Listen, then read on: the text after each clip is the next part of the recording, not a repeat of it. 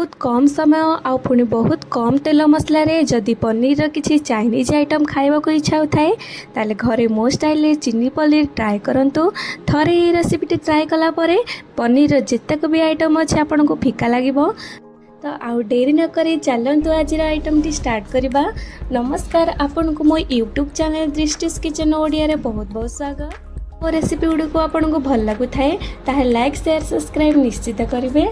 Chilli paneer बनैबा पई मु एठी प्राय 250 ग्राम रो पनीर को एमती बड़ बड़ पीसेस रे काटी नेछि।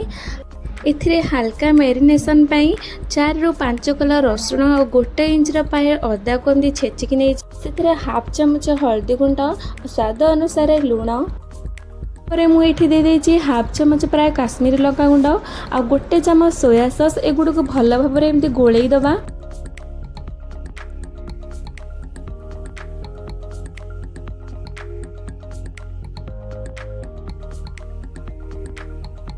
पनीर को एमती हल्का कोटिंग पाई प्राय 2 चमच एमती कॉर्नफ्लोर को देकी भल भाव में गोड़े दबा। को हल्का फ्राए करने पाई गोटे नॉनस्टिक पैन रे 4 ରୁ 5 चमच तेल दे गरम होगा पाई छाड़ी थिली।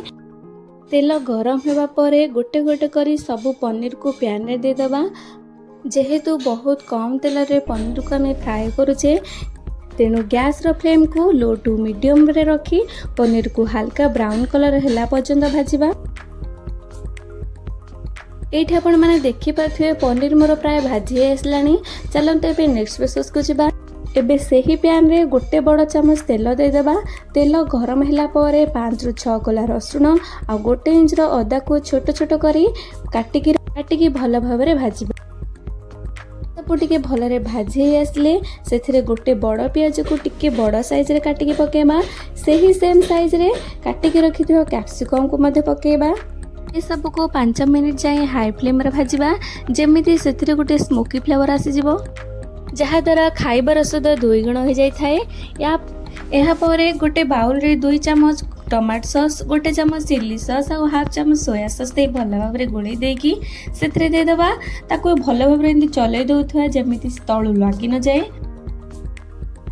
या परे 1 चमच कॉर्नफ्लोर रे टिके पानी मिसे के गोळ करके ता संगे दे दबा। पर एठी पनीर का ऐड कर दबा।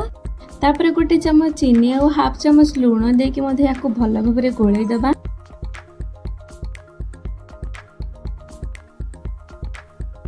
लास्ट रे हाफ चमच गोलमरिच गुंड सहित किसी धनिया पत्र को दे दिला पर रेडी हो गला हम गरमा गरम रेस्टोरेंट स्टाइल चिल्ली पनीर। जदि वीडियो टी आपन को भल लगे थाए तार सब्सक्राइब करबा को जमा भी भूलिबेनी। जय जगन्नाथ।